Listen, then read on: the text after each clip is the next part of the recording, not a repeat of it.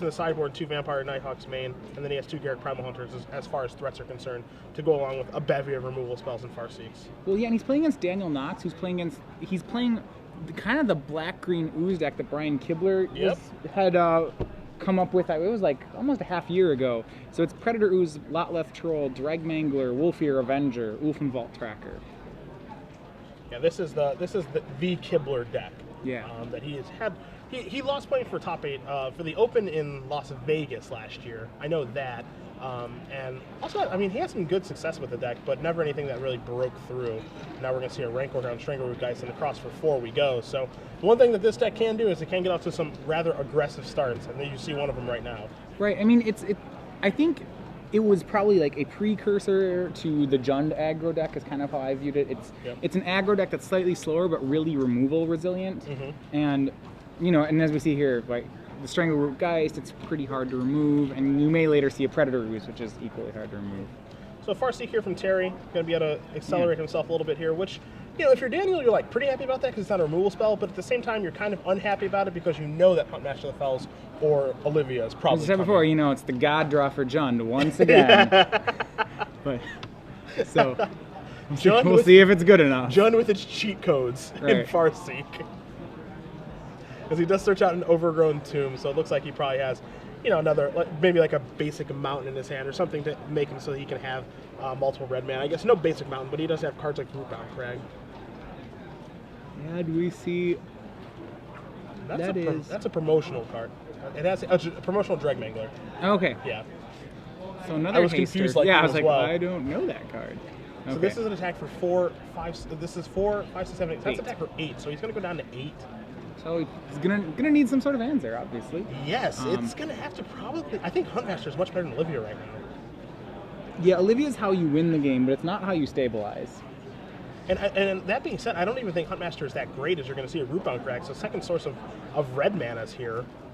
But the beatdowns are fast and furious. Yeah, this is one of those play versus draw situations where I think, you know, the fact that Jund was on the draw here is very important. It's huge. Yeah. Being able to have the initiative with Arbor Elf and be able to keep pushing that advantage. So we're going to see a Rakdos Keyrune here from Terry. Again, if you're Daniel, you have to be super pleased with that because that means it's just like a removal spell. It's Abrupt Decay, or as we see, even Dreadbore here. And Dreadbore, he's fine with this. He's going to quickly untap here. It feels like he's probably got dead to something. a Dragmangler. He's dead to a few things.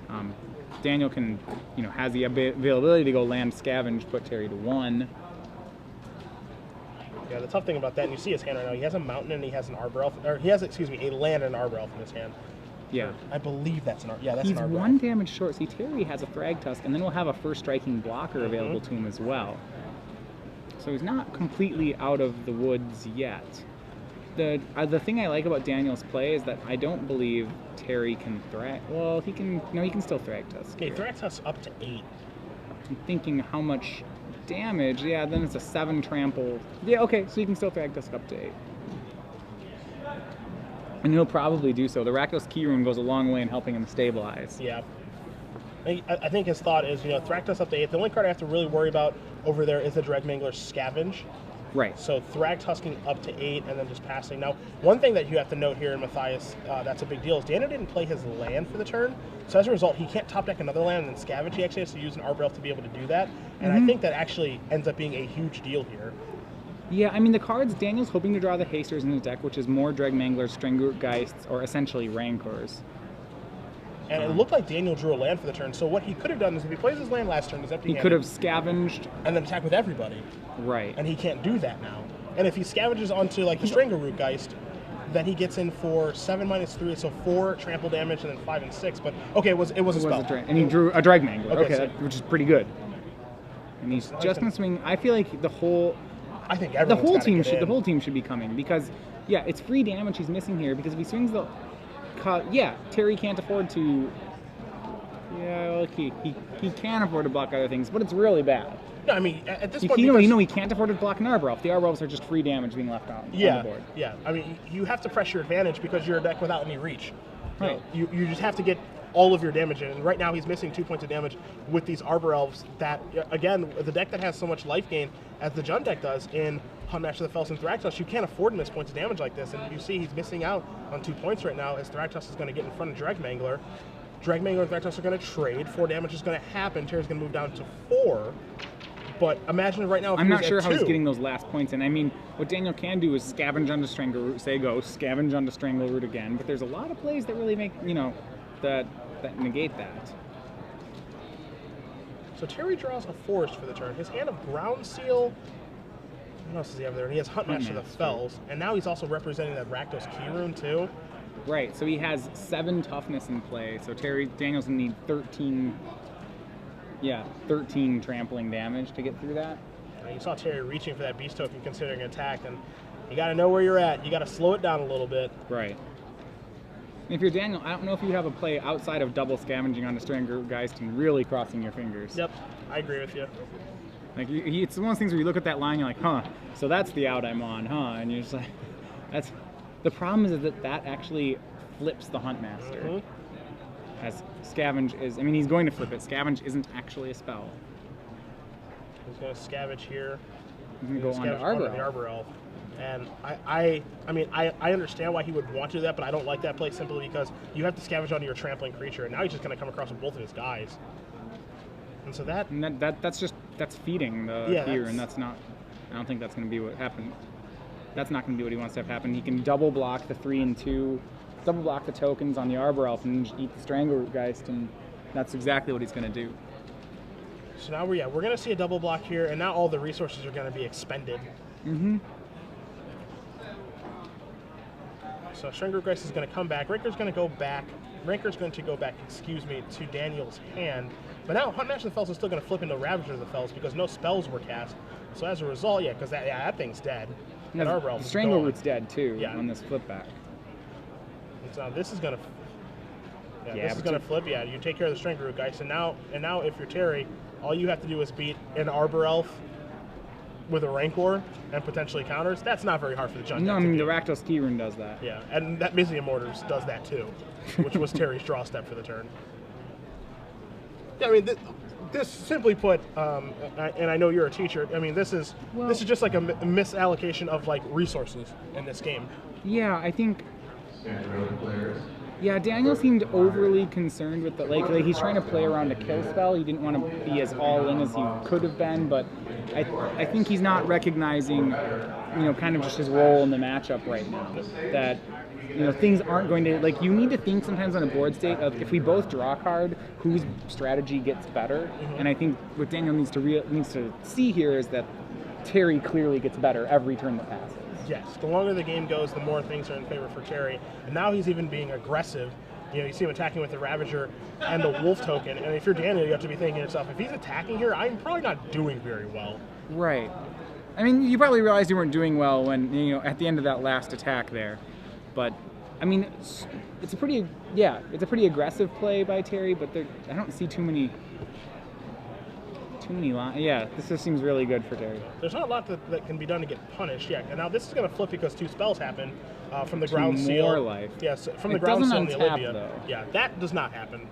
The Hunt Master of the Fells will stay tapped, and we will get that corrected for you in just a moment.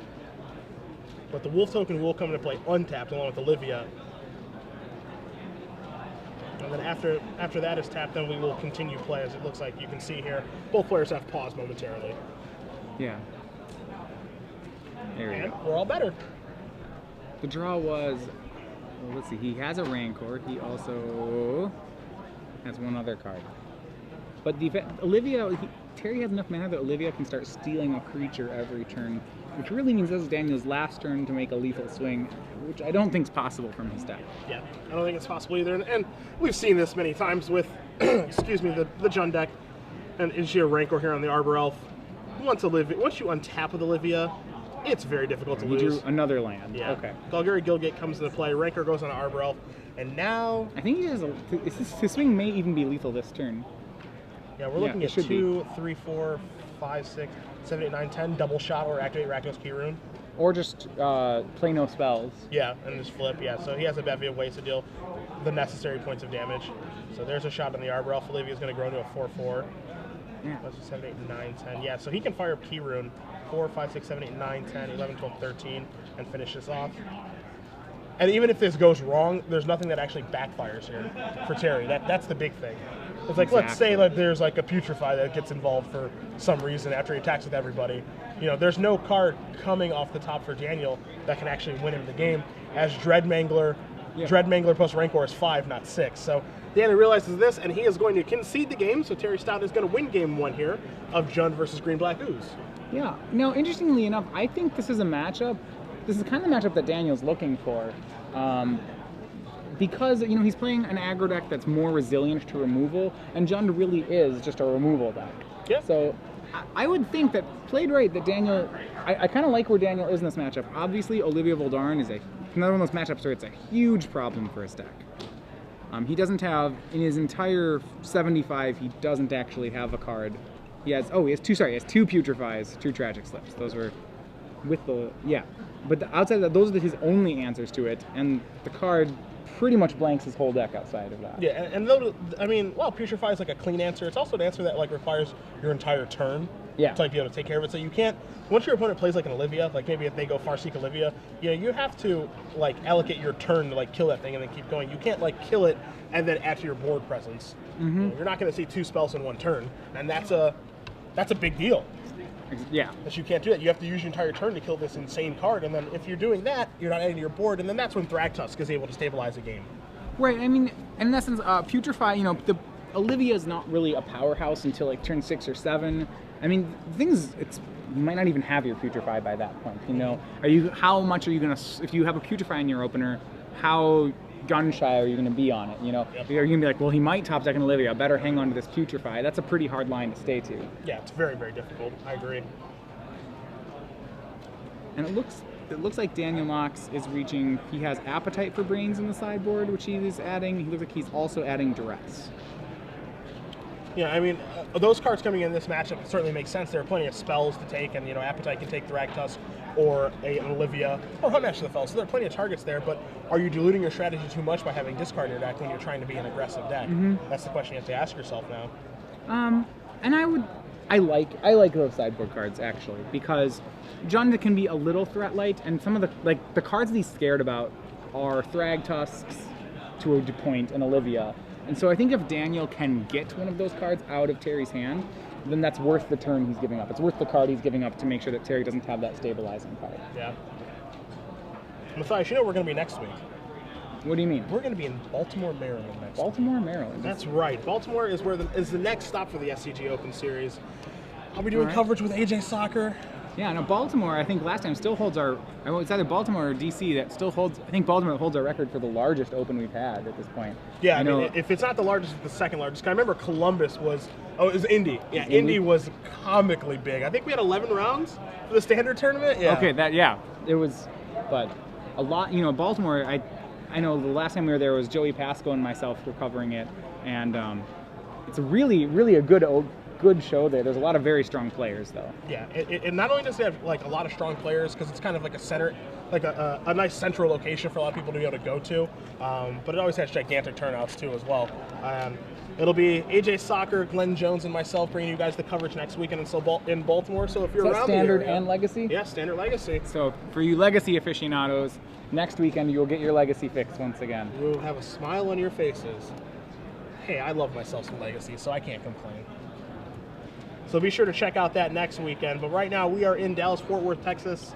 SCG Live, hashtag SCGDAL for your tweets. We've got our mobile devices here for you. Appreciate you guys watching today on a pretty nice Saturday here in Texas. Actually not too hot. Yeah, no, it's been pretty good. I mean, obviously inside the convention center, it's, you know, a nice controlled temperature. But yeah, this morning the walkover, it was temperate. I was a little bit surprised. It wasn't too muggy or anything. What's it like in Minnesota right now? Very nice. It's like around 70 to 80.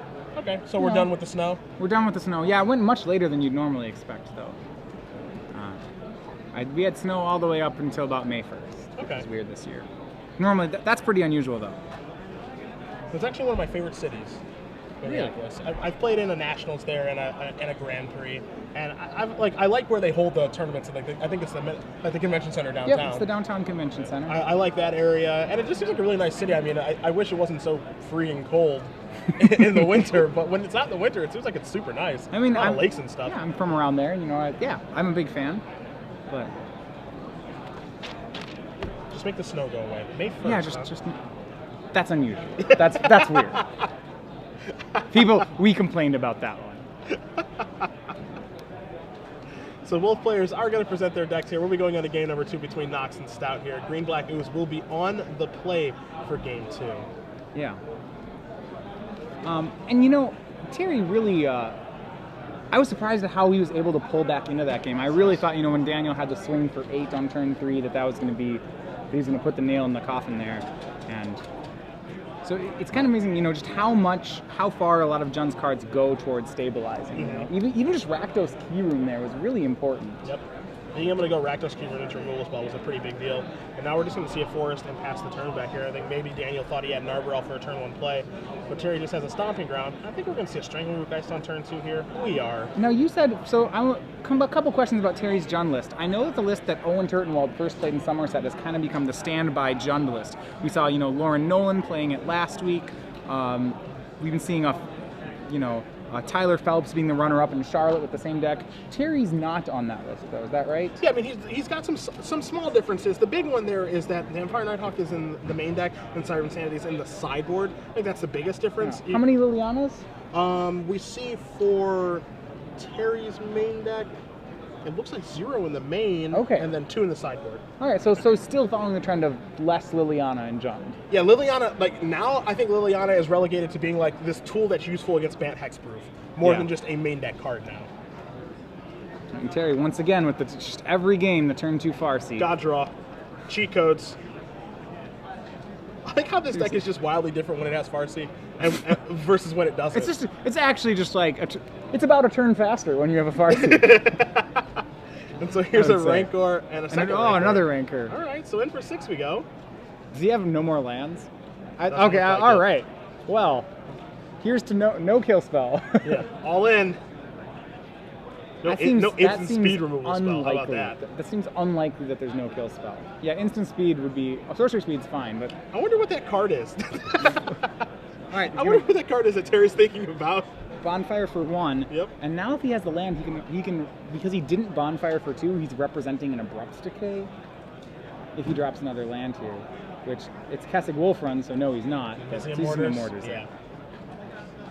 And I mean, very good play there. Just no reason to Bonfire for 2.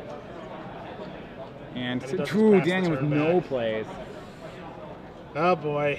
That does not bode well. I agree. He's about with one Thragtusk, or in this case, one Garruk Primal Hunter from the game being for Terry being really ahead. And it's so important, as you're going to see the Primal Hunter there, it's so important for Daniel's deck to just keep Terry on the back foot and just make him have to have removal spells and lands and everything, because now he has to play catch-up. I don't think he's on the back foot anymore. No, he's not. And I don't think that Daniel's deck, again, does a nice job of playing catch-up. It's a deck that plays pretty well when it's ahead because of haste creatures and Scavenge and Rancor, and pretty poorly when it's behind. Now, with enough Predator Oozes, say he hits her 3rd land and starts making Predator Oozes, do we feel like Daniel can come back into this game? I mean, Terry... I think it's tough. It's Sever and Olivia that are the Terry's ways of dealing with a Predator Ooze? Tragic Slip as well. Okay. Which he has 2 in his main deck and then 2 in his sideboard. So here's a Rancor. Rancor's going to work. All right, let's try it again. Swing, there's an... And he's going after, and this is the tough part, right? Because like he'd like to just be able to go after Terry, and he has to go after Garruk because it's just looming there. There's the potential to draw a bunch of cards. And he's like, I guess I got to do what I got to do to try to get this off the board. I mean, Terry's fine letting Garruk take 3. I would just be fine putting 1 beast. Yeah, let Garruk take some damage, and then basically double time walk you. Yep. Or single time walk, but still just. Ugh. Yeah, the Rancors go back. The Geist comes back as a 3/2, but now it can die to the Mortars or the Bonfires in Terry's hand. So, got to be happy with that turn. Right, Garruk can continue making 3/3s. And have a discard of a Predators. Yep. Now, what do you think he's hanging on to that he would be wanting to discard Ooze? Ooze to me seems like his out. Yeah, that seems like one of the few cards he can actually use to like get back in this game, assuming that Terry just kind of bricks a bunch. It's because Terry can just be cold to the card. Yeah. I mean, to be fair, with Castle Wolfron plus Beasts, there's maybe he can't be cold. Maybe That's he can true. actually just race it. Yeah, the Wolf Run definitely changes everything. As basically Mortis is going to take care of the String Root Geist. The Beast is going to feel frisky this time and come across for 3. And it looks like we're going to see Garrick moving on up. Garrick brings more of his friends to the party, and another draw. Still not a land. It looks like a Golgari. It's a Golgari watermark card on it. It's maybe a Golgari charm. Yep, it is actually, that one the is Drag a Mangler. Drag Mangler, and that one's going to be discarded. So Terry's going to untap, he's going to draw, and at this point, he can close out the game in a multitude of ways. As he has that Castle Wolfron and a bunch of lands, he can draw cards with Garrick. Interestingly enough, Terry really never drew a threat past this Garrick Primal Hunter. Yeah. If it was answered, Terry's hand was very beatable. Yes, I agree with you there. Big time. Yeah. It was very, very beatable. So we're going to see a Wolf Run activation here for 5, 6, 7, 8, 9, 10, 11 damage. Putting Daniel Knox to 5 life. Garrick with yet another friend.